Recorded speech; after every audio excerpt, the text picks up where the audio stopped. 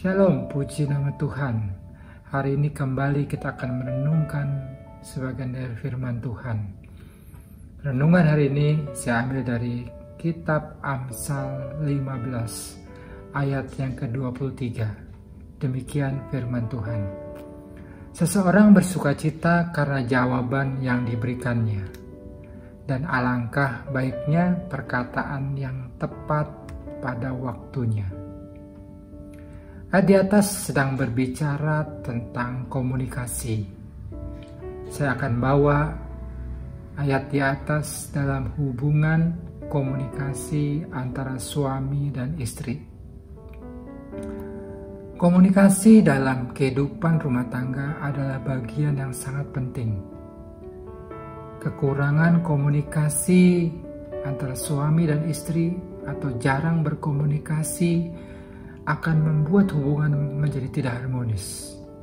Tetapi sebaliknya, komunikasi yang intens antara suami istri dalam arti komunikasi yang rutin dan berkualitas akan membangun pengertian satu sama lain, memperbaiki cara berkomunikasi dan membangun keharmonisan dalam rumah tangga. Di era modern sekarang ini memang kita bisa berkomunikasi dengan berbagai cara. Bisa lewat handphone, lewat sosial media, atau dengan cara-cara yang lain. Tapi komunikasi suami istri bukanlah sekedar menyampaikan sebuah pesan, tetapi ada tujuan yang lebih dalam supaya suami istri bisa saling memahami satu sama lain dalam cara mereka berkomunikasi. Ada sebuah quote yang pernah saya dengar berkata seperti ini.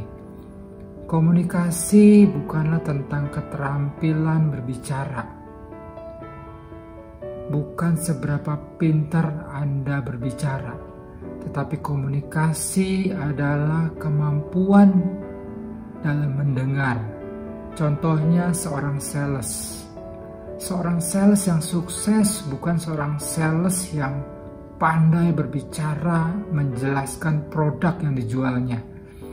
Tetapi seorang sales yang sukses adalah seorang sales yang mampu mendengar dengan baik apa yang menjadi kebutuhan customer-nya. Dengan komunikasi lewat sosial media, kita tidak bisa mempraktekkan komunikasi suami istri yang sesungguhnya.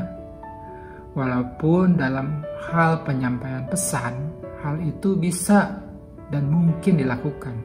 Tetapi untuk membangun komunikasi yang baik antara suami dan istri, tidak bisa dilakukan dengan cara komunikasi lewat sosial media.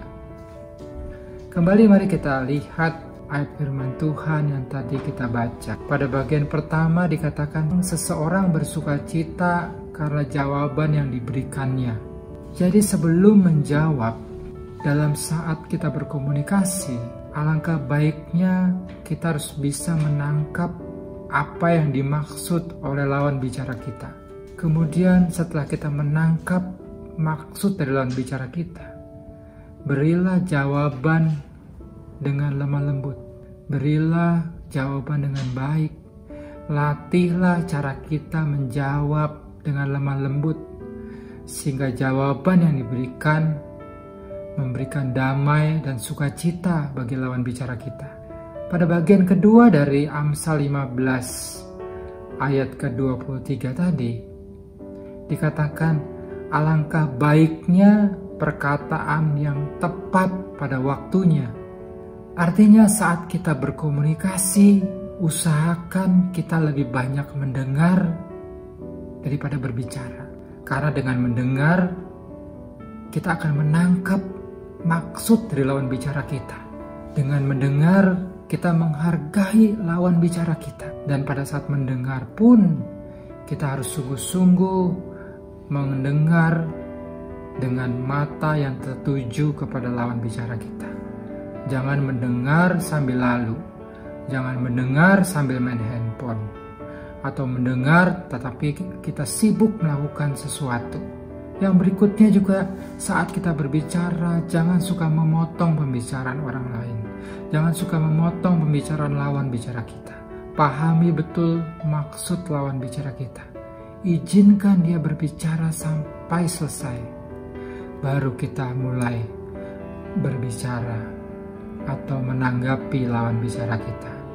Sehingga kita mampu menjadi komunikator yang baik. Sehingga lawan bicara kita senang berbicara dengan kita. Saudara dikasihi Tuhan, suami istri harus terus belajar bagaimana memahami lawan bicara, memahami pasangan kita dengan baik lewat komunikasi.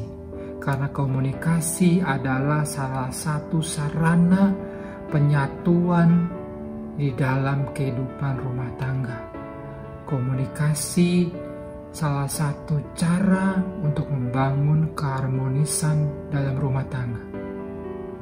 Ingat, komunikasi bukanlah tentang keterampilan kita berbicara, tetapi kemampuan kita dalam mendengar.